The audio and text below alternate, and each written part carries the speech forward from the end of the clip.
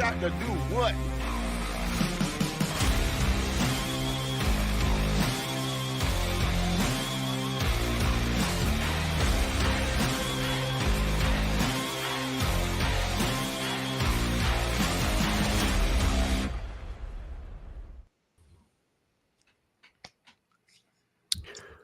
What is up? What is up? What is up? What's up, everybody? Welcome back to the Protect Our Queens podcast presented by the Give Us a Shot Network. With me, as always, my brother in Christ, my partner in women's basketball crime, Martin Soares, and we are celebrating a year of Protect Our Queens. My man, how we feeling tonight? How we feeling? Feeling good. Feeling like it's a party, man. Look, we got confetti and a whole new setup going on here. Yeah. Shout out to the good people at Give Us a Shot for doing their thing and hooking us up. But it's been a year, man. It's been a year of the Protect Our Queens podcast. Anybody who is watching live and coming in live right now, much love to you for tuning in for tonight's show. We have tried to put together a pretty awesome show, what we think will be a pretty dope show for you guys tonight. And if you've been watching and supporting for the last year at any point, by my count, this is episode 35 of the show. We've had 15 guests, not including the wonderful guests we have for tonight. But if you've been watching and supporting, we appreciate you over the last year. We still got a lot more in store, but yeah, it's good to be here. Good to be here tonight. It's gonna be fun. It really feels like a party. Like I'm really just excited to talk to the people we have coming through and show some of the stuff we have on deck for tonight. Yeah, it's about to be fun, man. I mean, it's been great. It's crazy to think that it's been a year already that we've been doing this, that you and I have been in the trenches talking about the greatness that is women's basketball. There have been a lot of great moments over the course of the last year on this show. And so we want to take a second to look back on some of those moments. And then right after that, there's a special surprise we have, the first of a couple surprises. We're going to toss it to that right after. So let's get into our best moments from the last year, Protect Our Queens.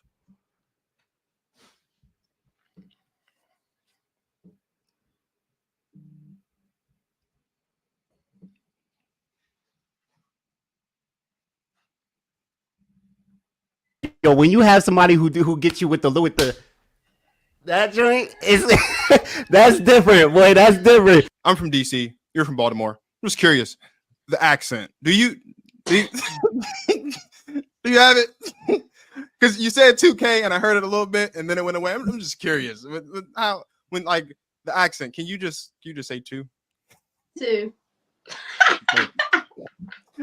That's all I needed. 2 aunts who are in the medical field, so I guess this passion just grew from them and then watching Grey's Anatomy. Meredith Grey.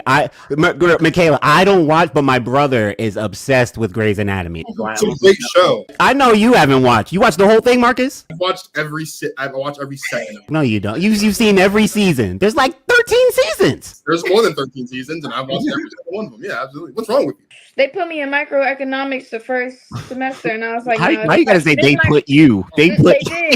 I didn't sign up for that at all. I said, no, y'all gotta take me out of here. So they ended up taking me out. I would have to say microeconomics. Microeconomics.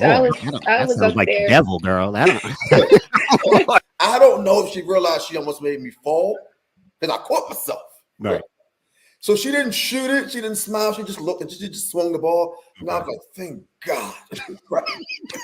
Because if this 16, 17-year-old girl make me, I can't come back here. I live around here. So he likes to treat it like a pro system. He's like, you got 3 dribbles. Because he's saying the pros, you got to get your shot off in 3 dribbles. I'm like, all right. I'm like, so he'll start dribbling. I'm like, all right, you got 3 dribbles. He's like, nah, I get unlimited. I'm like, huh? Like, you just don't cheat like that. But yeah, so I can't play him no more. He likes to cheat. I wanted to say one more person that had inspired me as well. Bianca Belair. I watched WWE. For the people that don't know who this is, you just made Marcus's whole Lord Kiyomi. You just, oh my God, you don't know what you just did, girl. I would get up and go grab the belts I have, but this isn't about me. I'm like, Bianca Bell. Who? I'm like, who is she talking? Who's Bianca? Who is that? You didn't even know. No, I don't know who that is. I watched when I grew up back in the day, The Rock, Stone Cold, Triple H, Undertaker. Like that's my era. I can't keep up with what y'all got going on now. Oh, with like Roman Reigns and the Uso and all them. No. I don't know anything. I don't know nothing about. I don't want to hear nothing about none of that. Do you acknowledge your tribal chief, Kiyomi? Absolutely not. You got 5 seconds to name 5 states. Go. Alabama, Alaska, Arizona, Arkansas, California, Colorado, Connecticut, Delaware. He Florida, just Georgia, went Florida, no. Illinois. Are you saying them in alphabetical order? I was saying them in alphabetical order, yeah. You know all the states in alphabetical order? What? I know all 50 states in alphabetical order, yes. That's insane.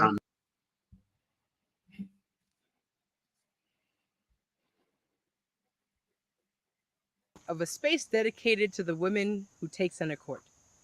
More than a podcast, this is a source of information, education, and entertainment to a sport that many may not realize will dominate the conversation of equality for generations to come. These words, exchanged between experts over 28 episodes, have narrated the history of young power and seasoned victory. We saw the biggest names and the brightest stars, from the potential of Kiyomi McMiller to the fame of Hannah Hidalgo. We had to take the moment to acknowledge the momentum they started to protect our queens. Today marks 1 year of a full court press of what's next in this arena. From the first episode, they've been working overtime in the zone so that you could witness the WNBA crossover from the comfort of your home, a man-to-man point of view. That dribbled between controversy and content to assist in the alley-oop so that these conversations could be the pivot in your perspective on the potential of what women can do. Today, we celebrate this moment in time. That 1 year later, one mission still remains: to share the joy, the passion, the love for the game. Protect our queens. No matter what it takes, we must protect our queen. I mean, I just love playing the game. It's fun. I'm reacting on what the defender does. I hit him with a hezzy. After that, they quit. Yeah, I think I've always just been able to get downhill, so I've sort of prided myself on that. I know what I'm doing. Like, people can't tell me I'm not doing the right. Like, I've been taught the right way.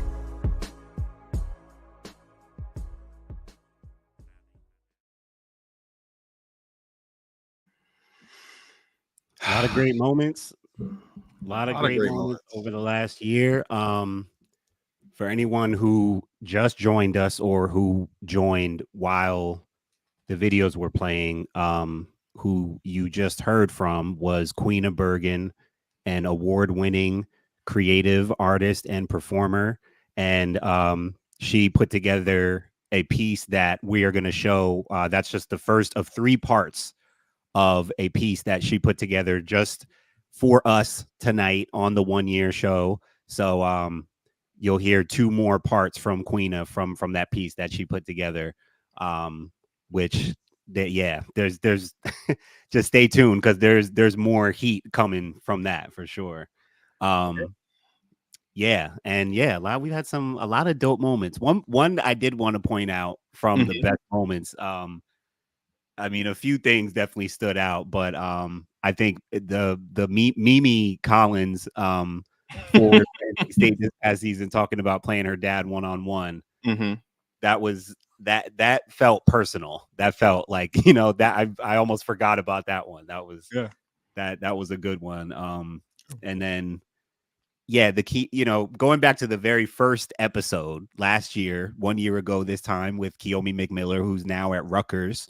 Yeah. And you guys had your little WWE moment. And is the tribal chief thing still a thing? Is that like still? There's been some evolutions, but yeah, it's still going, man. Yeah. Okay. Going. Yeah. Well. Yeah. I'm glad you guys connected on that. And then Chaz's story. Chaz, who's now at Marquette and at the time was with the Chicago Sky. Chaz. And what's ironic and funny is that Chaz was talking about in that clip from his story, talking about a girl he hoops with who made him fall. He was talking about Diamond Johnson, who has been on the show, and we might see her again at some point tonight as well. So just a few takeaways from some of those best moments from this past year. It's funny. So I've only seen the moment of me listing off the states. I've only see it in the vertical form on the reel. right? That's the first time I was actually able to sit down and rewatch that moment as it was in real time, and seeing your face and Diamond's face like as I'm running through states. Yo, when it hit me that you were going in alphabetical order, I was like, wait, no, and you started right away. You're like, oh yeah, I can do that. Alabama, Alaska. I'm like, wait, bro. I'm glad she was messed up too. That's funny. That was funny. That's the first time I got to see both of your faces like in real time react, and the confusion on your face, especially is what got me. That's what got me just now. That was a funny moment, bro. That was funny. I thought that was standard practice. I thought that was just. Man. We almost had a remake of that when Hannah was on the show, when you were running through the books of the Bible. I thought we were gonna that was almost a remake, but for one, I didn't have anywhere close to what you had down with your thing. And that wasn't even close. But yeah, man, good stuff, man. That was we've had great stuff, great guests. Again, as we mentioned, we have some pretty great guests coming on, here tonight. And we really, we really tried to get some people on who we've had on our list, but these are all really special people with some special stories, and we're excited to tap in with them for sure. Before we get our first guest on for the night to do some WNBA, I wanted to ask you a question for our What's New POQ segment related to A'ja Wilson. It's kind of a question that you kind of started it a couple months ago when we were initially talking about A'ja, but I kind of wanted to resurface, and I want to get an actual answer. As we all know, if you don't know, A'ja Wilson officially became the first player in WNBA history to crack 1,000 points in a single season. And a couple months ago, we were talking about underrated players. And you had brought up the point that it's possible that A'ja might actually be underrated just because of how great she is. It feels like sometimes we might take that for granted. But I want to get an official answer now tonight. Given all that we've seen her do this season, she's likely going to be the MVP, a unanimous MVP at that. Is it safe to say, and this might be a stretch, is it safe to say that A'ja Wilson is probably the most underrated player in the WNBA right now? I don't know if it's underrated. I think I'm more along the lines of underappreciated, maybe. I think our first guest has a little something to talk about with that when we get her on here in a few minutes. I think she is going to speak to that, but I think that is more of the sentiment that A'ja Wilson is somehow, some way underappreciated. I don't see how she could be underrated at this point. I think you're seeing widespread acceptance when you get as good as A'ja Wilson is now, which I feel like is rare in on the men's side or women's side, but when you get this good, like I'm seeing widespread acceptance and understanding that she's the best player in the league. Even the Caitlyn coalition, as Marcus likes to call them, I feel like everyone is in agreement. Like they could say, give people whatever titles you want. We know who the top player in the league is right now because she keeps showing us over and over again that she is that. So I don't know if underrated. I don't know if she has that anymore, but I think there's still a case to be made that she could still be somehow a little underappreciated. At this point, I feel like it's safe to say that the words that A'ja Wilson used to describe Kahleah Copper at the end of the gold medal game in the Olympics are certainly appropriate to be used to describe A'ja Wilson. I won't use them because my parents raised me right, and I don't refer to you can't raise but I won't repeat it. But there's two words. Neither of us. I am. For people who don't, I'm 13 years older than Marcus. Neither of us are gaudy enough to be cursing in front of our parents or on platforms where we know our parents might be watching one day. So, blame it on the church. Blame it on the church, right? Blame it on the church. But yeah, no, like A'ja Wilson, though, all jokes aside, it's interesting. Her last 48 months of basketball are pretty unparalleled, men or women. We're talking about 2 championships, on the precipice of a second MVP, 2 defensive player of the years, maybe a third, depending on how Rodin goes this year, maybe even a third championship, an Olympic gold medal, an Olympic MVP, like first ever to get 1,000 points in a season, set the new mark for scoring per game in a single season. Like these last 48 or 24 months for A'ja Wilson are unparalleled. Like, I don't know if you can take another 2-year stretch or 3-year stretch and compare it to A'ja Wilson and say it's better. You might look at, some of those three-peat seasons, obviously from, either three-peat seasons from Michael. You might look at some like LeBron's run when he was winning MVP every year, it felt like. But this is one of the greatest stretches of basketball we've seen from a man or woman in a very long time, which is nuts to me because she makes it look so easy. She makes it look so easy. It's so simple, bro. I don't know. It's tough, bro. It's tough. It's tough to gauge. Yeah, and I even tie back into on our 1-year anniversary of the show, tying back to even like the theme of this show and this platform and why we started it and what we believe and what we kind of preach when it comes to women's basketball. There's probably no better time than now to be appreciating how much talent there is in women's basketball right now. Like, it's insane across the board from top to bottom. And I think obviously because of Caitlin and Angel and all these people, we've seen a surge in people's interest in it and people talking about it and stuff. But it goes back to something I said early on, that people were going to get educated. And I was right. Yeah. I should have pulled clips from a bunch of takes that I had right about Caitlin, about Angel, about mad stuff. But, I held back. But, I feel like a lot of people have had that education as far as like, oh, women's basketball really is lit right now. Like, people see A'ja Wilson, they're like, yo, she's a monster. Yeah. Like, then they look at Arike, they look at, Chelsea Gray, and you look across the board, look across the league. It's nuts right now. But yeah, A'ja Wilson, man, there's no better time to acknowledge like just pure, genuine greatness. And she's at the point where like anytime you watch her, you're just like, yo, she's just dominant. It's just dominance. You compared it to a Shaq level of dominance recently, I believe. Yeah, I think because I know that it started because, you and I were talking and you had the Tim Duncan comparison just because of how she's able to affect the game, the fundamentals, the effect that she has as a mid-range. But the one thing that I always notice is like, and that was a great comparison. I think it's still a great comparison, although her scoring, I know you've mentioned like her scoring has since probably made that comparison a bit tougher as far as being the best scorer in the league. But what I always noticed is her intensity is second to none.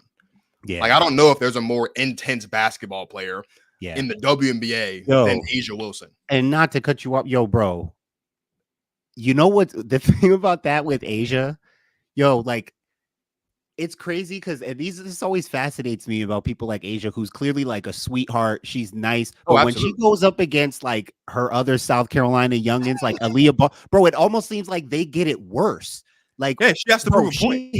She hits a midi over Aaliyah Boston or gets an and one. It's not like she's like going after her, but it's like the celebration and the yelling and stuff. It's like, you gotta know. It's like it's almost like they get it worse, bro. Like, it's crazy how she goes into real bully mode, and then I'm sure if she sees them next week or they're back on campus or they're at the same game or something, it's all love. It's all love, baby.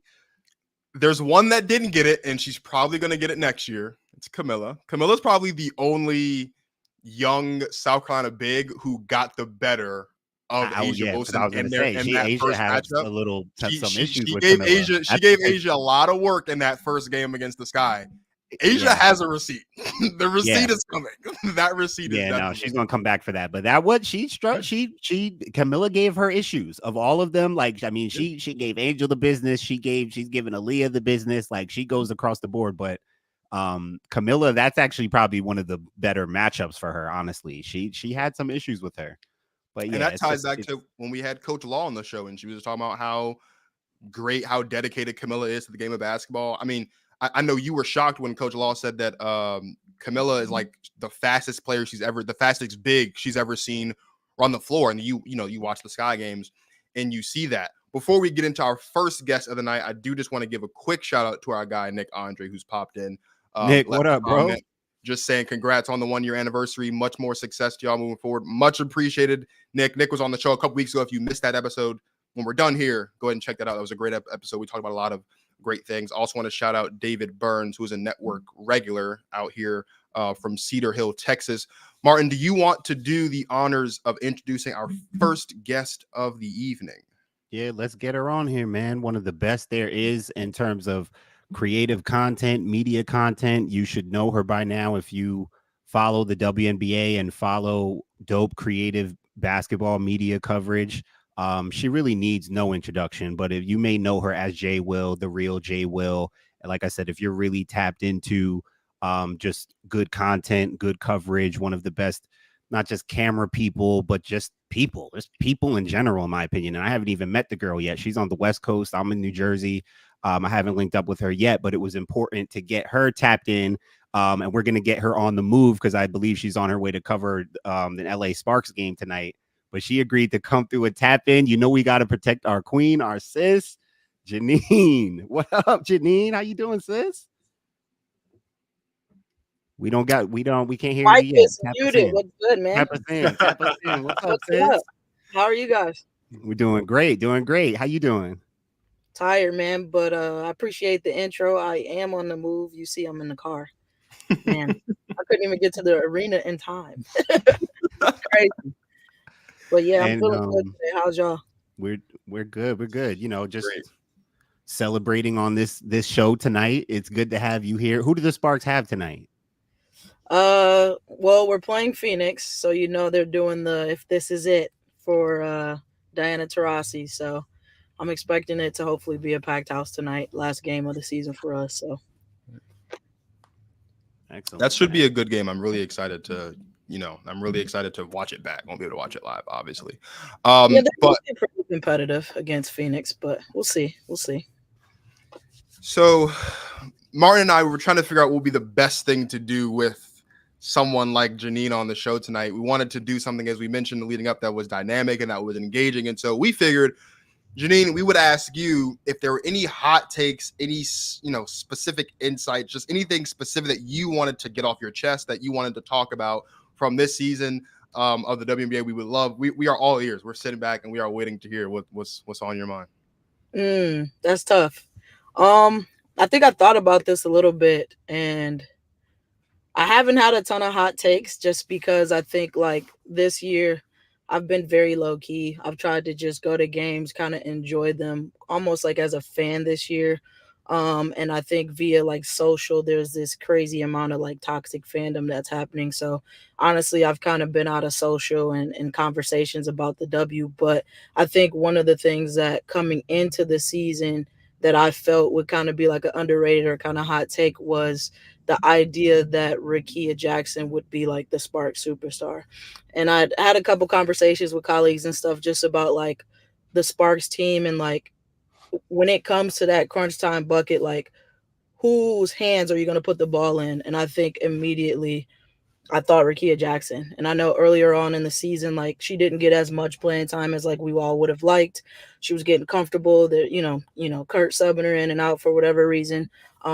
But I think as she got more comfortable, as he, started to gain more confidence in her and she started to play a little bit more, be more consistent. Obviously, there were injuries. Cameron Brink was big. I think she got the opportunity to kind of showcase her skill and her talent. And like for me, like definitely 3-level scorer. She took on, I think, a lot of challenges, a huge weight with this team being so injured. And I think she stepped up. So for me, I would say that's probably like the hottest take. And then I would just say also maybe as of late, I got to keep it 1,000, but A'ja Wilson, I think, best superstar we've ever seen who has not been talked about. Like, it's kind of crazy.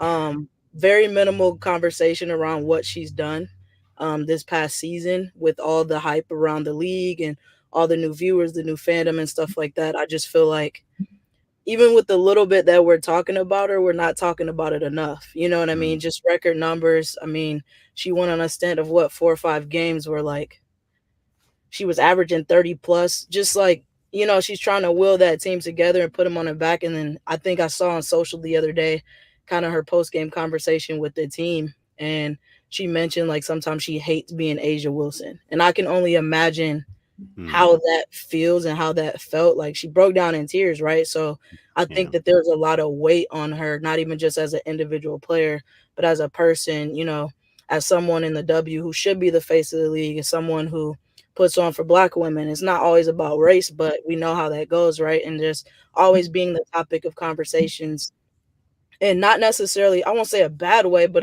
she's not at the top of it, right? It's always Asia and someone else, or why doesn't she get this? Why doesn't she get that? It's never just Asia's dominating, Asia's killing the game. She's doing this. She just wrote a book. Like, there's just so many things that I just feel like we haven't as a whole talked about enough. And yeah, like, I mean, if you compare, I hate to do this, but if you compare it to the NBA, like, she kind of is our LeBron James when you talk about like a player being at their height, and just like I said, just not talked about enough. So it's not necessarily a hot take, but I definitely think it's something that should be talked about a little bit more, because I think the way that we cover the W is almost like it's not about the basketball anymore. It seems to be a bit more about antics and hype and just moments that don't do us any justice. And there's room for that, but I think that we got to fill the room with also like more of the positive stuff around the league, and not just with Asia, with a lot of the players who've been playing really well this year. I think we just don't focus on the good stuff enough, and we have so many new fans, so many new people added to the game, and we're just not like talking about anything of relevance. So speaking of the hoop, who would be your NBA comp for Asia? We've had this conversation a few times. We were kind of getting into it before you came on. Who's the closest that you would say on the NBA side? I don't know, because I'm not gonna lie, I haven't watched the NBA in a long time. Just don't have a lot of time for it because I cover a lot of college basketball. I think at first glance, just thinking about skill wise, similar to like a Chris Bosh. She gives me that kind of vibe a little bit. Just, you know, hit the little fadeaway jumper, can hit the three, take you off the dribble and a bounce kind of back to the basket. There may be better comparisons, but just at first glance for me and first thought, that's someone I kind of think of, maybe a better version of like Chris Bosh for sure. Mm-hmm. Yeah, that's one that came up for us. Yeah. And she's a lefty, so it's like, come on, man. Yeah. Yeah. The Rickea Jackson point resonates well with me. I've been screaming Rickea Jackson's praises. Yeah. The moment she was drafted. I mean, here. Yeah. And I just feel like if she played more in the beginning of the year, like what would like in totality that look like for her? Because I think like she's probably been one of our more efficient rookies too. And just in general in the league, I don't think that's talked about either, her efficiency. So yeah, and because she could get more shots too. Every time I look at her numbers, I'm looking at her shot. She just started getting double-digit shot attempts, and I know she'd be coming off the bench, like you said, she'd be getting more time. But I'm like, the more I've watched them, when I get a chance to watch, I'm like, she is clearly put the ball in her hands. Let give her that shot volume, like 15 plus shots. Like minimum. Let's see what that looks like. Yeah, especially now because we're so hurt. And I like tonight, I don't know if Odyssey's playing. They said she was probable, but like we need scoring. Like that's the thing. Like we're always in games, but we need scoring. So I just think that that's one of her strong suits, especially at her size and her length. So where have you seen her grow as a scorer? Like any specific things like over the course of the season? It's tough when you're shooting, like you're kind of in the game. You know what I'm saying? Like yeah. I would say it's not even basketball. I think it's confidence and just like that eagerness to take the shot. Because I think initially, and I think a lot of the rookies kind of come in with that, where not that you're afraid to take a shot, but like you want to make sure you're doing the right thing. And I think earlier on, it felt as if it was like, you know, a pace to it, like a slow pace. And now it looks like body language wise, like she's having fun. I just think like now she feels comfortable. She looks comfortable. And it's like the shot that's there, take it. Before, I think she might have questioned it a bit, or at least that's how it came off. I can't speak for her, but just watching in moments, you're like, take that shot. Now it's like, it's not a question, you know, it's going up. So I think that helps. Good stuff. I mean, absolutely. I told a friend of mine the other day that if Rickea was playing more, starting more at the beginning of the season, she might have had a stronger foothold in the Rookie of the Year race than what we're kind of seeing recently, just because of all those things. I might be in the minority of that just because my Rickea Jackson fandom is probably caught in my judgment, and I'm totally fine with that. But I just love myself some Rickea Jackson. I love the way that she plays basketball. It's tough because, you know, you look at Angel, you look at Kaylin, they're both like considering playing out of their minds too from what expectations were. Like coming in, I thought Kaylin by the end, we'll probably average like 18 and 7, you know, with the team that she has around her, especially with the shooting. Like, I think for Indiana, like, that's the scariest thing that people maybe not giving them enough credit for, is that they technically do have 4 all-stars in their starting lineup, right? You got Alyssa, you got Kelsey Mitchell, you got Aaliyah Boston, you even got shooting, right? You got Lexi Hull, you got Katie Lou, who was just here with the Sparks. So me personally, I just felt like that's dangerous to guard, and it's kind of cool, like, seeing them kind of put it together now in the second half. And then with Angel, like, I feel like conversations have always been, is her game going to translate? And I thought that it would, because for me, it's like that second jump. It's that motor that she kind of has, that will to rebound. And I think, like, in college, you see her rebounding over players who aren't as big, right? But it was just like, as a hooper, you know that's something you can't teach, right? And so seeing it, and I know people are talking about, it's just rebounding, but if it's just rebounding, then go take the rebound from her.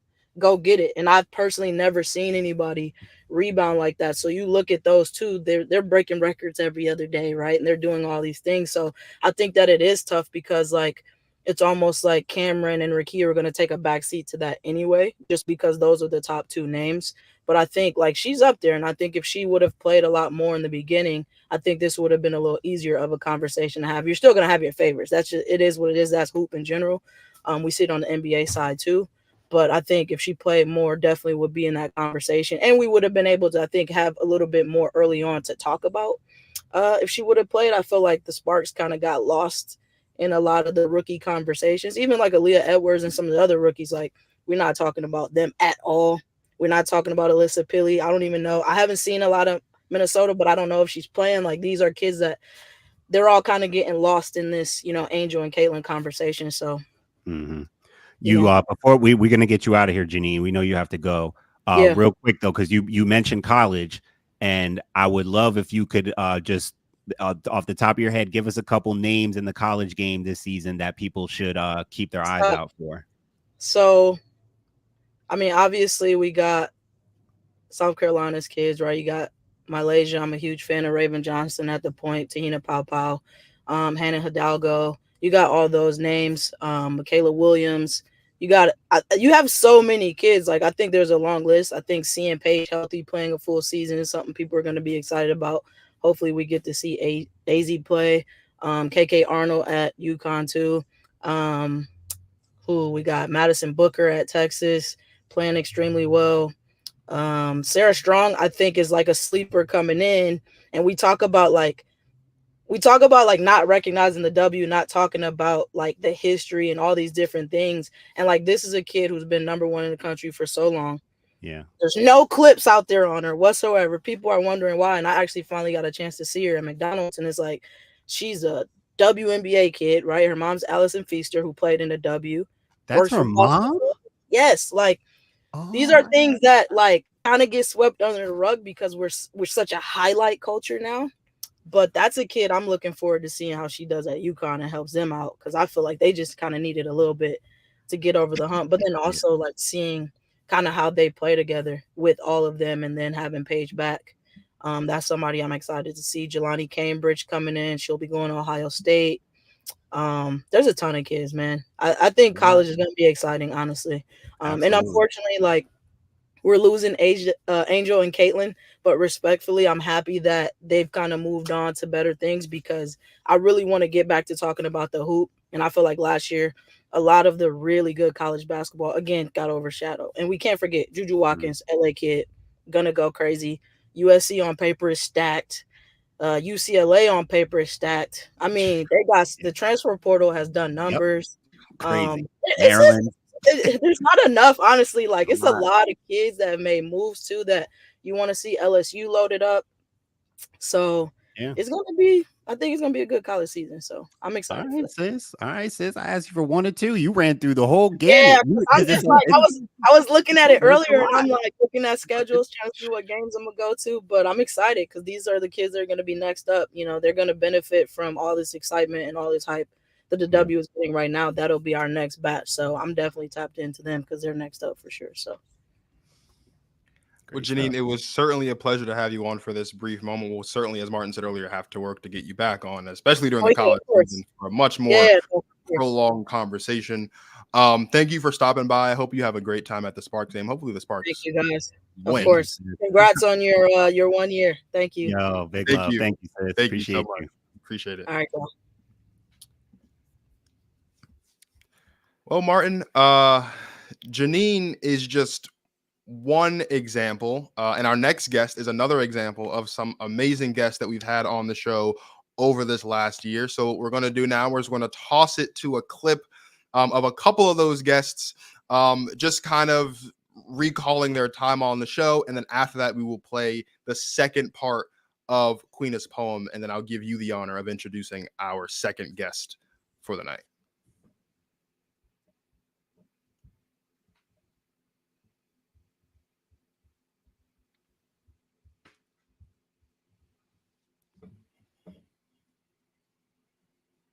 Both do yoga together, so maybe we could get a yoga session in together.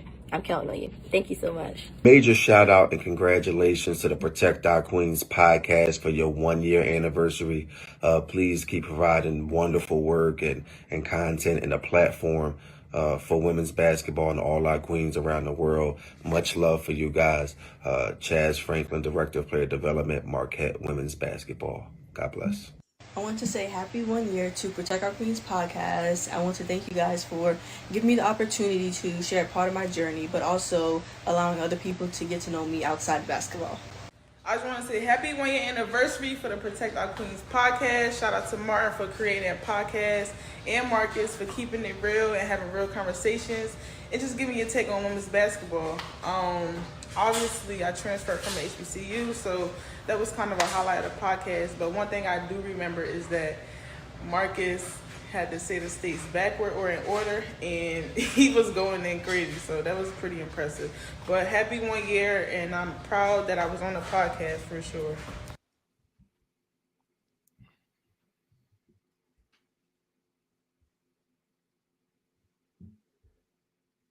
And they can't pass off their own bias. So now they're on guard to any small step forward. It's hurting our queens. To see women as second-class citizens in any world. Because if you love basketball as a sport, then gender is irrelevant, and we need to get better at recognizing that double standard. It's not just about dribbling. This is an exchange of power between two competing forces. From the Angel Reeses to the Diamond Johnsons. It's not just rivalry.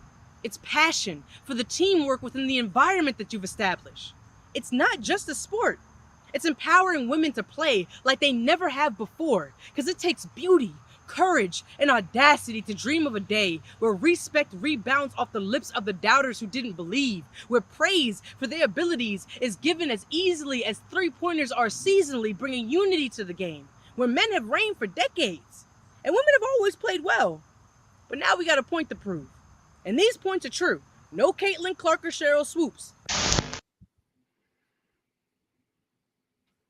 Martin Soares, we have been, as I mentioned several times over the course of the night, we have been blessed to have some great guests on the show, and we have yet another one teed up, queued up, ready to go, waiting. Can you do the honors of introducing our second guest of the night for tonight? I am so excited and honored to have this girl on the show, another one that I have not been able to meet in person yet and be in her presence, but this is the perfect time for me to connect with people like this for this very reason, so we can give her flowers and tap in with her. A legend in her own right. We had, by the way, much love to our guests who sent in those videos to say happy 1 year. That was great. Good to see all of them doing well.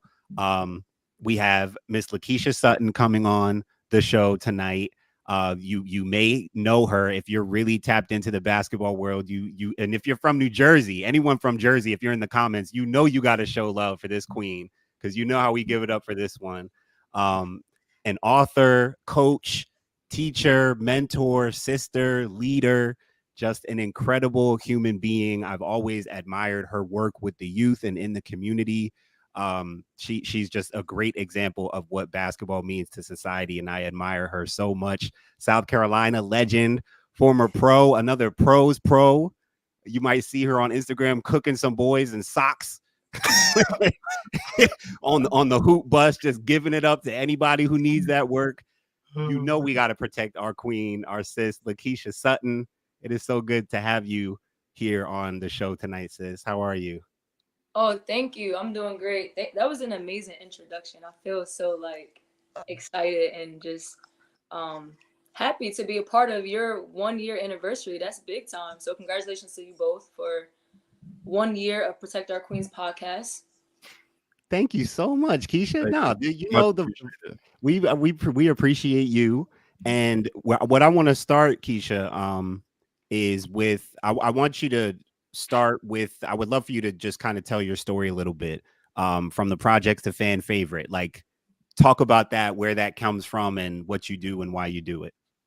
Oh man, it's okay. So my story in short, I kind of like ran with the narrative from the projects to fan favorite because I feel like a lot of times the projects can get like a negative connotation or people, look down upon inner city kids or at-risk youth. But that was me, and that was, how I started playing basketball, just being able to go to the rec centers in Trenton, New Jersey, or like free basketball camps, free events. And everywhere I traveled, like when I went to international and just, different corporate companies, they would ask me like, where are you from? And I would say Trenton. But I took pride in saying that I grew up in the projects because I wanted to show them that, it doesn't matter where you come from or what you have or what you don't have. It's about the decisions that you make and like your character and your humility. So I rep the projects with a lot of pride. That's great. I mean, that's part of the brand, Marcus. That's what she's doing. It's always fun just for me personally, because Martin and I joke about this all the time. I'm really not like a super athletic person at all, but I love when we, like, through the course of this last year, like when we get to have people on the show who are very like appreciative of like their journeys and very reflective upon that and very intentional about like making sure that people understand that like what they went through, good or bad, is were very important of like who they are today. So I love hearing things like that. Makes me happy. I know Martin, we talked about this last week. Martin keeps wanting us to talk to girls from Jersey, and I'm just like, bro, like let's man. There's so much greatness from Jersey though. There's so much greatness from Jersey. I know it's the DMV in me. I think I'm a little bit. He's from the DMV. You know how they get. They want to claim. Okay, so I'm from Jersey, but my brother's been living in the DMV for 10 years, so I'll rep both. Rep both. I got you. Get out of here. You repping DMV part time? Cheating on us? Oh, with you, girl. Listen, DMV Jersey is both East Coast, so we win it either way. This is a great point. We are winning that either same way. team. That's true. So I wanted to just kind of dive a little bit more into your time at South Carolina. Keisha, we had Coach Law on the show a couple months ago, and she had a lot of wonderful things to say about Coach Staley, which everyone has a lot of wonderful things to say about Coach Staley. But just from your perspective, like, what was it like playing for Coach Staley? Was that like intimidating at all? Did it seem as fun as it looked? I'm a South Carolina fan, so like watching South Carolina play basketball, it seems fun, but I know it's not actually probably all that fun behind the scenes in practice. Can you just peel the curtain back and talk about what it was like playing for Coach Staley?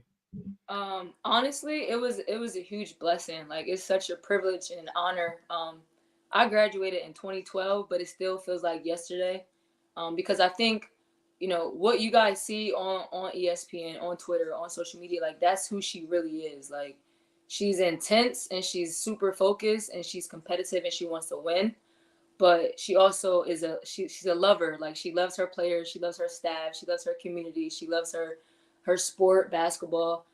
So for me, it was just like everything that you guys seeing now, like, she was doing that 15 years ago. And I think that's a testament of her character, her intentionality about growing the game of women's basketball.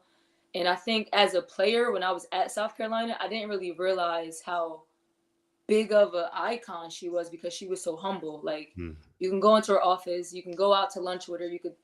I remember, like, we played Tennessee. Back then we used to wear like the big baggy sweatpants. They was giving us like men's gear, not just us at South Carolina, but my iPod fell in the toilet. And so, like, I text Coach Staley. I'm like, listen, Coach, like, I need some music. I cannot take this long bus drive without music.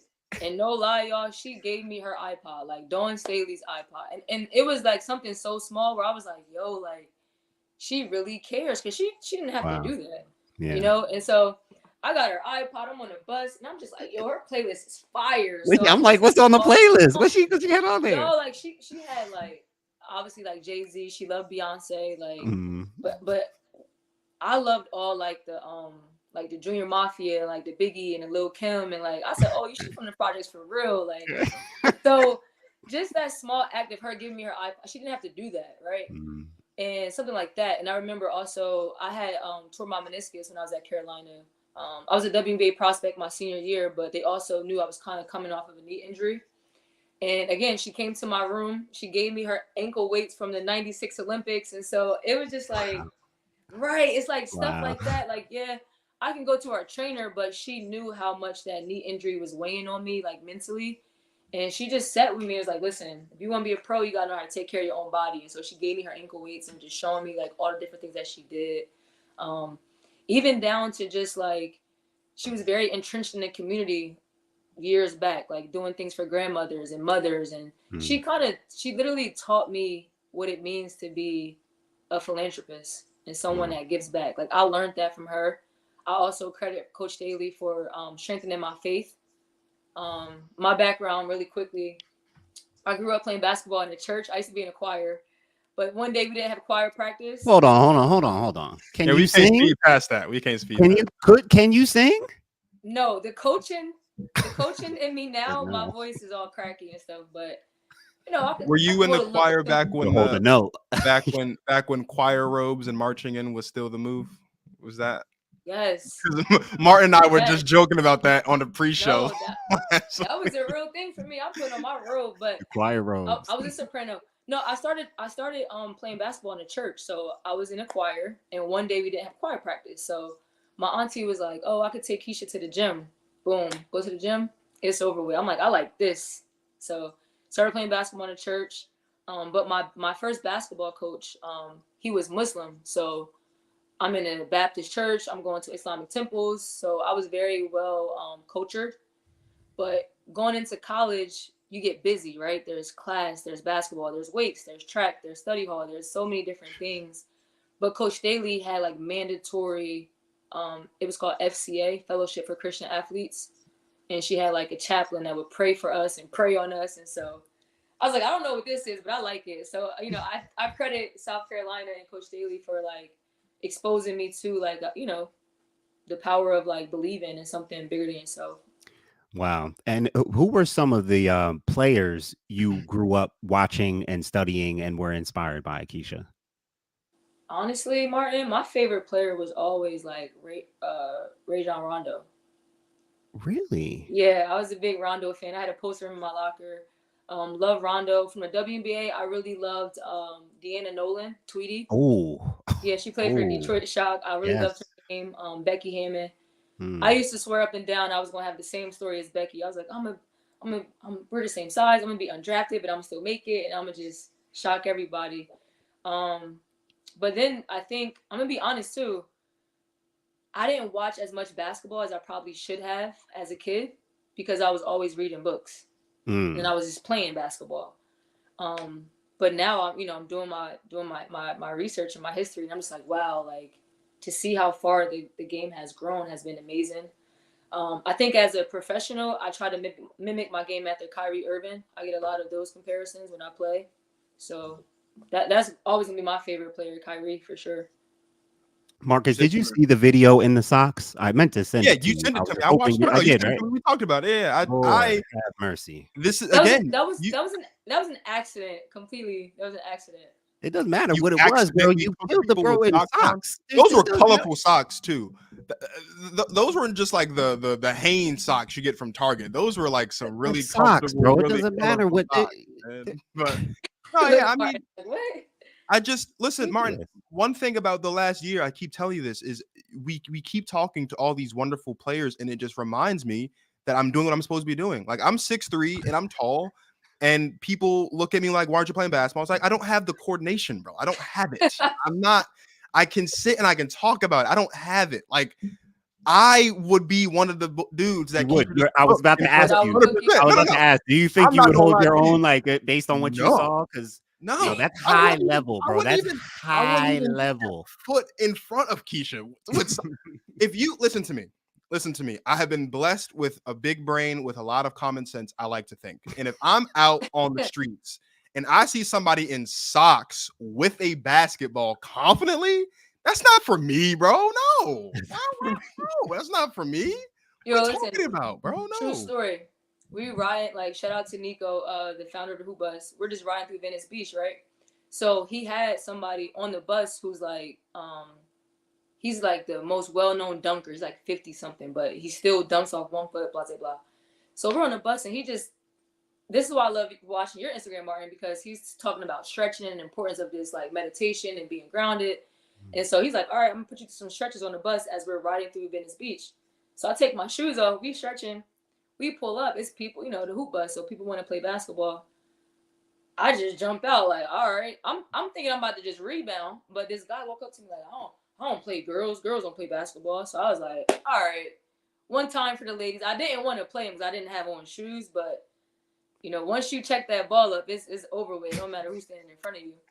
Do you remember do you remember who the first boy was that you just embarrassed? Was there the first? Like, was there a first? Do you remember who the first was, or was there a moment or like a time that you remember where it was like, oh, I can kill boys? I'm gonna be honest, he's not gonna like this, but his name is actually Khalid Lewis. Oh Lord, first and last name. Yeah, let's just get right to Khalid. it. Let's get right to business here. This is the funny part. My first ever youth coach, I met him in 4th grade. He had a son. His son was nasty in ball, and so we played against each other at the West Ward. I guess I did well. So then afterwards, his dad was like, "I need you on my team. I'm gonna make a girls team just for you."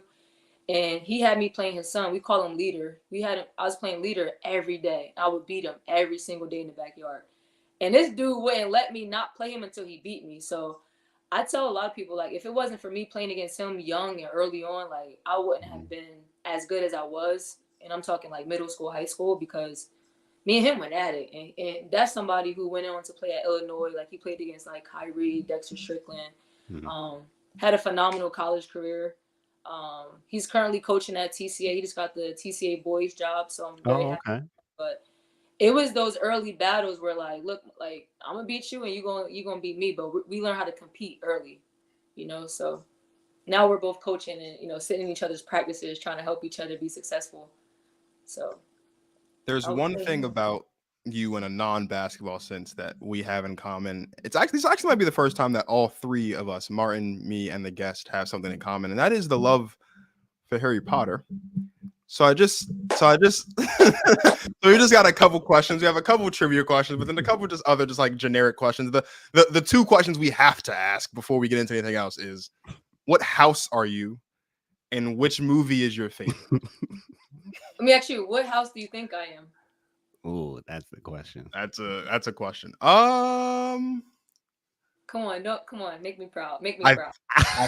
I think we have the same house. I think you're a Gryffindor. That's what I think. What do you think? I think you're a Gryffindor. That would be my guess. I was like, do I give off Slytherin vibes? Okay, I just want to make sure. Yeah. Oh my God, when I tell you, like, Harry Potter changed my life. Like, my friends used to make fun of me for this, but I would be the kid with them big, thick books and my glasses, just reading books. Because I really, honestly, like, I'm laughing, I'm smiling because, like, my players from my fan favorite club, they buy me, like, Harry Potter gifts. They know how serious I rep Harry Potter. I'm definitely a wizard. But, no, I just could relate to, like, Harry was so different, but he just wanted to help people. And it's like, they was like, oh, you're not really a wizard because your mom was a muggle. Like, he was torn between two worlds. And I feel like for me, that was me. I was like the kid that was like very intelligent. I was in all honors classes my entire life. I sat in the front. I helped the teacher. Like, I love education. So I was like the smart, geeky girl. But then I was also like the pretty good basketball girl. So my athlete friends would make fun of the geeks, but I was like, no, I'm in class with these geeks and they're my friends. So I was torn between like both worlds, but ultimately I think Harry Potter just wanted to show other people their superpowers. And that's kind of what I like to do too. So getting into Harry Potter was tough for me. Martin knows this. My mom's a reverend, so when I told my mom that I was into Harry Potter, it was a battle. It was like that witchcraft. You can't be into magic. That witchcraft. Yeah, we don't do that witchcraft. It wasn't until I got to middle school and I went to a school where we had to do book logs and book reports every week or every so often. And I was not really a reader. I just didn't have the attention span for it.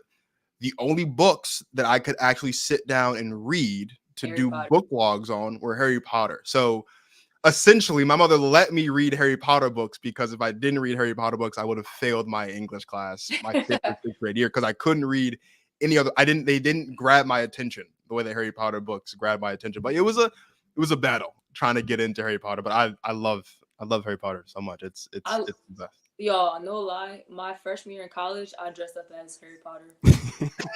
I was Harry Potter my freshman year, then I was Nicki Minaj the next year. And my friends was like, "You serious?" I was like, "I'm dead serious. Like, this is a real thing for me. Like, I'm taking it serious." So, are you anti movies? Like, or do you like the movies, or is it because clearly you have the connection with the books?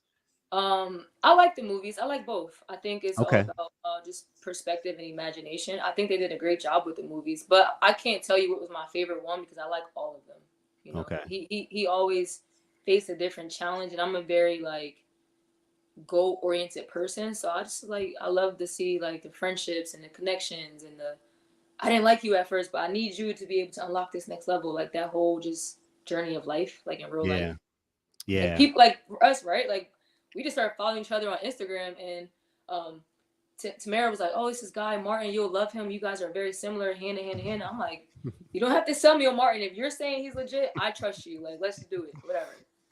So Yeah. shout Okay. out to So everybody that's Harry Potter fans. absolutely, and I'm gonna tell you how much of a Potter fan I am because one of the things I love most is the music, and so my brother and I have been going around the country finding these live in concert shows. I don't know if you've seen this, but they'll have the symphony orchestra play the soundtrack to the movie while they play the movie up behind you. I'm gonna put you on. I'm gonna send you to a link to it because it's I can't even remember the soundtrack for Harry Potter. But what? Nah, Keisha, you got it. I gotta put you on. I'm gonna be honest. When I first found out that Martin was doing that, I put it on my bucket list of things to do. It just seems like a very cool thing to do. So we've seen 4 out of the 8 movies so far. We're getting ready to see another one. We were just in Dallas a few weeks ago seeing one. We're about to see another one. They do them in Jersey sometimes. I saw one at NJ Pack in Newark one time.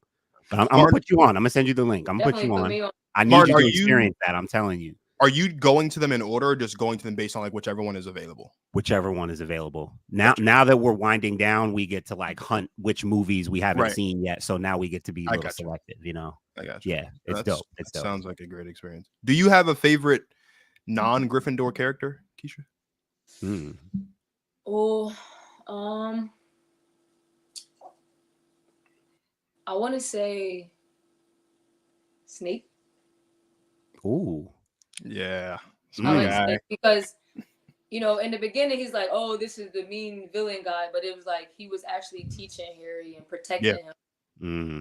He just did it without asking for an applause or And I think sometimes in life, we have those people who you don't see us in pictures together, but they're the ones behind the scenes that's, helping you, mentioning your names in rooms that you're not in, protecting you, and making sure that you get to, where you're supposed to be. So again, he seemed like the bad guy at first, but it was just he did everything he can to protect Harry and to put him in a position to be great. So I would say Snape.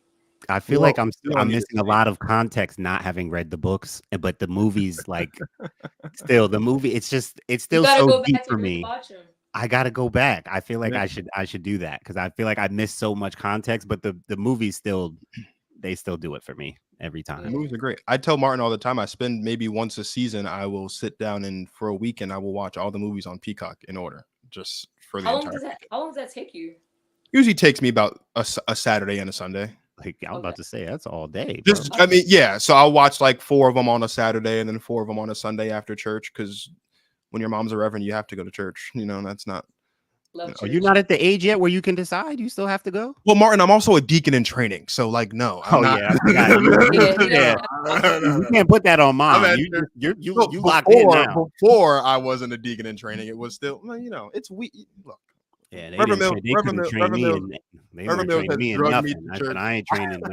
Y'all not gonna train me in anything. Once I'm I done, haven't done my time yet, Martin. You've done your time and you've reached Sure that. did. I haven't done my time yet. I haven't put the time. Keisha, before we let you go, there's one question that we always ask all of our guests.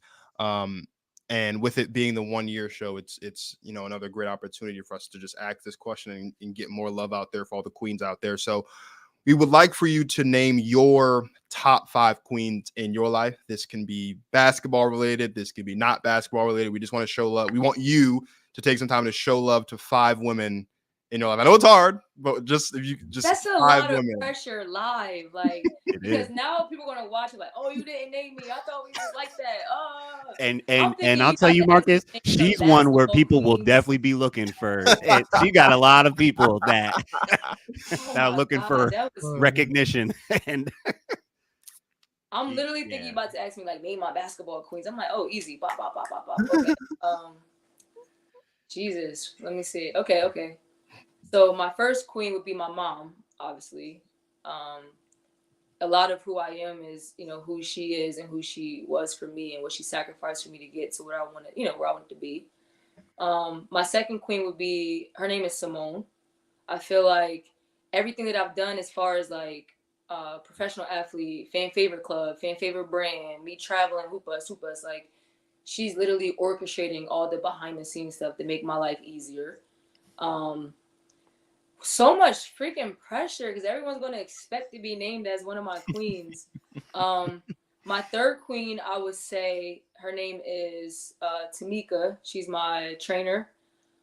We met through my coach. My coach passed away about 2 years ago, but he connected us on his way out. And this past year was my hardest year, like just personally and just training with her and, you know, her getting my body right, my mental right. Just huge inspiration because she just doesn't stop with everything. She's just excellent at everything she does. So I would say Tamika.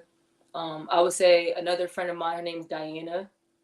Someone else who just, I don't even have to call and ask. They just pull up. Like they just know, like they can just feel my spirit a little off and they'll show up for me. And then I'll say my fifth queen would be, I would definitely, it's going to be a few people. So sorry, I'm not giving you just number 5. So I would definitely say my friend Sharika, killing it in New Jersey. She was the coach at TCA for the past couple years. She's going into coaching at Mercer County Community College. But I shout her out because when I first started my fan favorite brand, she was the first person to reach out to me and say, hey, can you come speak at my camp? And I spoke at this camp. And everything I did after that, she was just right there. Like she got me gyms, she got me kids, like anything that I needed to execute my vision and my, you know, passion. She was right there helping me do that.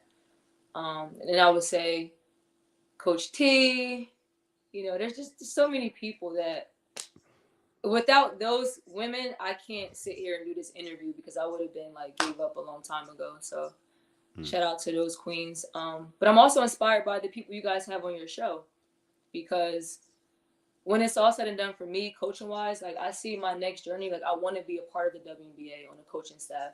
So just being able to see people that are in those positions and just learn from them and be able to hopefully, you know, put myself in a position that I can add value and be appreciated for my expertise and my knowledge, the game of basketball and business, because I'm very business oriented and marketing is my thing. So that's a fact. I love that you just spoke that here tonight on this that's show. Why we're my third. League me. Yeah. League her. Come on now. I love that you. Oh yes. Oh, I hear that. I feel that. I receive that. Yes, sis. I definitely see that. Absolutely. Wow. Thank you for sharing that. No, thank you guys for sharing your platform and giving women a space to speak, to connect, to create, to support each other, because it's needed. Like everybody interviews the same people over and over and over and over, but you guys are very intentional about who you bring on your show. So I appreciate that as well. Oh, Big love, sis. Big love. All that I can't credit wait goes. for us to do a stretching session, Martin. Oh, come on, yo, Uh-oh. bro. I'll be in Trenton tomorrow. Don't start. We could get that going anytime. No, Whatever. I'm so serious. Let's get it in. Hey, and you were running around with my big homie White Chocolate on the hoop bus too, man. I know Choc was giving you trouble. Yo, so this is how God works, right? I'm playing in this Red Bull 3-on-3. I'm like the first girl to do it, and I think I was doing well. And he walked up to me. He was like, "Yo, who are you? What do you do?" And I'm just like, "I'm just a girl from Jersey, like whatever." But he said to me, he was like, "You do stuff natural that like we got to teach certain girls how to do for like Instagram clicks." And I'm like, "Well, I'm not really trying to be an influencer. I'm not trying to go viral. I just want to be my authentic self." Long story short, we end up on a hoop bus together, and we're just traveling and just cooking people. And I'm looking at him like, "Yo, I used to play with you on my video games, bro. Like this is weird. Like." I still have my PS2, my Street Ball N1 video. The N1? Just being in those spaces with these N1 legends is just like, wow, like the world is very small. It's just about, you got to put some action behind that dream that you have, so. Yeah, and one thing I did forget to mention in the intro, Globetrotter, one of the only women to ever be a Globetrotter, and there's a reason for that, girl. Every time I watch you, it feels like you get better. Like you're still moving so well. Lord, the socks. I can't get over the socks. I can't. You will never. One thing you'll never have to worry about, Martin, is you will never catch me getting cooked on the internet by anybody, male or female. In socks. Yeah, you might see me quoting states in alphabetical order. You might see me quoting Bible scriptures and stuff. You'll never catch me getting cooked in public by anybody in socks. I know where I belong and I know where I don't belong. That's one thing I was in Chicago this past weekend. They're like, "Are you the girl that was wearing the socks?" I was like, "I guess so, but I'm not about to start wearing socks everywhere." Right, that's not gonna be being a thing. Yeah, no, I think honestly, like in short, I think that I'm able to still move and everything because I'm very active. Like I have my own training facility, so I train. I'm coaching, so I'm actually on the court with my kids, and I just live a very healthy lifestyle, like very peaceful, very, just drama free. I watch what I eat. Being a Globetrotter, shout out to the Globetrotters, I took on more of a like vegan diet. So the inflammation is not in my body. I don't feel like sore and like achy anymore. But that's just, health and wellness. That's a real thing if people want longevity. So yeah, that's beautiful. Trying to do that. That's beautiful, sis. Beautiful. Well, Lakeisha, it was certainly a pleasure to have you on the show. We appreciate you taking time out of your day to come and spend a couple minutes with us, more than a couple minutes with us here on Protect Our Queens as we celebrate a year of the show. Just thank you so much for your time and your energy and your conversation. Thank you. Really appreciate you so much. We look forward to seeing you cook more people in socks. And more importantly, we look forward to turning on a basketball game one day and seeing you sitting on the sideline. Dog, Keisha, you're dragging the kid, Hezzy, like what's that? That me being on the sideline somewhere. I'll take a sideline order front office, whichever. Oh yeah, she gonna be there. We're gonna look up one day and we're gonna see that announcement. Lakeisha Sutton's on someone's coaching staff or she's in someone's front office, and we can't wait for that day to come. So appreciate you guys. Wonderful. Absolutely. We appreciate you, sis. Thank you so much. Thank you so much. You guys have a great night. You too. You as well. Yeah, I'm telling you, bro. There's no reason that somebody should be able to throw hezzies and snatch and drag and go between and lay in some socks outside on the pavement. There are two more things we're going to get to before we wrap up tonight. We're going to play the third and final part of Queen Bergen's exceptional piece that she did for us for tonight. And before we get into that, just a huge shout out and a huge thank you to Queen Bergen. If you are not tapped into Queen and what she's doing, make sure that you start being tapped in now because she's doing a lot of great stuff. So we're going to play that. And then there's a reel on Instagram that Martin and I saw, and we wanted to just share it because it gave us a good laugh and touch on some good stuff. So we want to share that with you guys as well. And then we'll come back and get things all wrapped up for the night.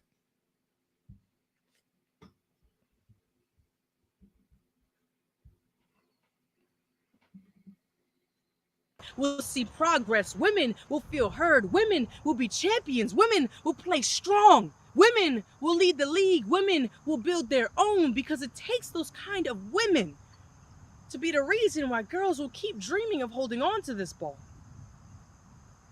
WNBA isn't what it stands for at all. It's women navigating bold ambition, working nonstop to bring achievements, a women's network building awareness. Their job can be done anywhere, including on the court. So if you really believe in equal, if you really believe in her, then join the movement. Give us a shot. They deserve an honest word, a lending ear, a moment of gratitude, a feeling of worth. It's the entire purpose of what this platform is for. Because if you really want to be the MVP, then you need to say and do anything to protect our queens. Oh, I am all in white people's business this week. Like, first Taylor Swift, now Caitlin Clark. So Caitlin Clark, like the Taylor Swift post, you know, the Taylor Swift post. And baby, all of a sudden, all of her alleged fans are withdrawing support. Like, they wanted her to be the face of racism so bad. Whole time, she just wanted to play basketball, get her sponsorships, and go home. Like, turns out she doesn't want to be the brand ambassador for hatred. And this really confirms that a lot of people were never Caitlin fans. You were just Angel Reese haters. Let me say it again. You were never a Caitlin fan. You were an Angel Reese hater. You didn't care about Caitlin Clark's skills. You like the fact that she was a white woman performing exceptionally well in a sport dominated by black women. So instead of appreciating Caitlin for being an incredible, talented player, it was all about being anti-Angel Reese. That's not weird to y'all? Y'all think that's weird? Anyway, I know Caitlin wanted to tell y'all in her comment section that it's not an airport. You don't need to announce your departure, but you know, she kept it cute as a sponsored, well-paid, talented WNBA player would. Yo. Brandon Shout Bassett out. is crazy. It is crazy. Shout out to at the Luncheon Lawyer for that clip. Got us a couple. Yeah, we're gonna have to hit her up and actually We might give need her to. a We shout might out need 'cause- to. Yeah, sorry, absolutely. she's not on here watching the show, so we'll have to try to give her some proper love. But yeah, this has been a great night. It's been a great year of Protect Our Queens. There's something that hit me today during Lakeisha's interview, and I don't want to spring this on you, but I don't think you and I ourselves have ever listed who our top 5 queens are on the show. And so Wow. I figured, with tonight being the 1-year show, a great way to cap off the 1-year show is if you and I officially name who our top 5 queens are in honor of 1 year of Protect Our Queens. Wow. That's pretty special, man. That's pretty good. That's pretty good. You come up with some stuff every now and then. That 21-year-old mind of yours. And that DMV mind of yours. You come up with some stuff. Yeah, that's good, man. I'll go first. I'll start like all of our guests always start with my mom for sure. Absolutely. And I will make my list these are my basketball queens. So as you can imagine, most of the women with the most impact on my life have some kind of basketball impact on my life already. Yeah. My mom's probably the only one on the list who, well, no, my mom has an impact too, even though she never played or anything. She loves the game. And yeah, I mean, without mom, you're nothing. So it always starts with mom. Always. And then I'll go my 2 sisters who I've mentioned and highlighted, plenty on the show. Tasha Pointer, still the all-time assist leader at Rutgers University, now the assistant women's coach at Rutgers, one of the greatest point guards of all time. And then my other sister, Cappie Pondexter, also a Rutgers legend, one of the greatest WNBA players of all time. I will also say Coach Stringer, Coach C. Vivian Stringer, who coached at Rutgers for most of my life since I can remember being a kid, going to the rack and watching Rutgers women's basketball. Hall of Fame coach. I got to go to the Hall of Fame the time that she got inducted. She was inducted the same year as Michael Jordan, and I was able to go with my dad because she was a member of my dad's church. That's how I got to know the Rutgers women's basketball culture. So I grew up watching a Hall of Fame, women's basketball coach, one of the greatest ever. Saw her go to Final Fours, and she was always willing to share with me and my brother and give us insight and access, and just one of the best there ever was. So Coach Stringer, that's 4. And then I was trying to think of number 5 on who 5 would be off the top of my head.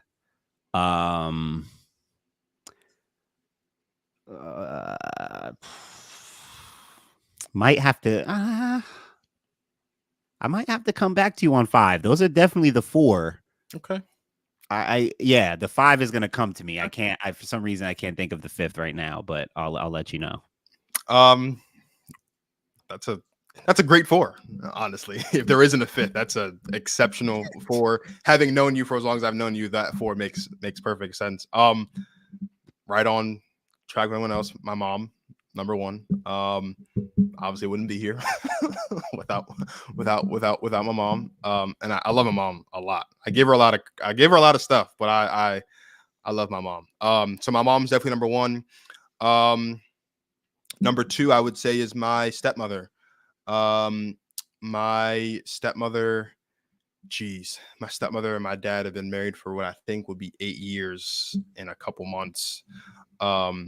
And it hasn't always been easy there, but she has loved me like I was her own son from the moment she met me, and I'm very appreciative of her and the support that she has given me, both during the time that I lived with my stepmother and my dad, and obviously times outside of that. So I love her, even though she's a Cowboys fan. I love her dearly. My grandmother, my father's mother, probably after my mom's, would probably be the most important woman in my life. I just got finished being at her house because, as you know, I'm going on a cruise in a couple weeks, and she took it upon herself to essentially buy all of my wardrobe for the week that I will be away. I don't know what I would do without her either. I'm the only one of her grandchildren who doesn't call her Gigi. I just call her grandma. But she's amazing, and I love her as well. That's 3. 4, I'm gonna cheat. It would be both of my aunts, all 3 of my aunts actually, but especially my mom's sister and my dad's sister. They both have kids. Neither of them have a son, and so they've both, in their own little way, treated me like the son that they never had. So they've always been very special, very near, and very dear to me. And then the final queen would be my best friend's mom. My best friend, we go to the same church. Her mom obviously goes to our church. They have a great family over there. And if there's anything I can't talk to my mom about, or my stepmother about, or anyone in my family I can talk about, I know that I can go to her. She loves me like I'm one of her kids as well. I don't spend as much time over there at the house as I used to, but whenever I go over there, whenever we're together, it's always a great time, and I feel like I fit right in there. So those would be my technically 6, but those are my queens, man. And Very good. I love all of them. Very good. Very good. One more personal shout out. She is another queen. Jessica Brown of the College Girl Foundation. Another person I probably don't talk to as much as I should, but man, Martin and I wouldn't be sitting on this same screen right here if it weren't for Jessica Brown. When I started podcasting, she's the reason she gave me the money to buy my first mic, the mic that now sits on the side of my desk, all old and dingy and dusty. But more importantly, when I was looking for people to interview on what was the Goat Talk podcast initially, Jessica Brown is the one that texted me and said, I have this friend who's a basketball guy. His name is Martin Soares, and I think he'd be a great person to have on your show. I think that was probably 3.5 years ago that we did that one interview. Wow, really? And to think that from that one night of an hour of us talking about basketball and talking about LeBron and MJ, to fast forward 3.5 years later, and you and I have a podcast together talking about women's basketball, highlighting women's basketball, that has been thriving over the last year. None of this would be possible without her as well. So just want to give her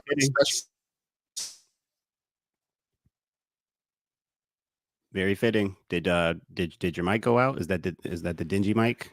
No. I pulled the cord. Oh, all right. For the Protect Our Queens podcast, as you know, today would not be possible without the one and only Jessica Brown. So I wanted to give her a shout out.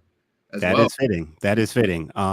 I do have my 5th queen. I'm gonna give it to my last living grandparent, my grandma on my dad's side, Gammy, as we call her, and she would come to my basketball. She likes basketball. She would come to my games and stuff.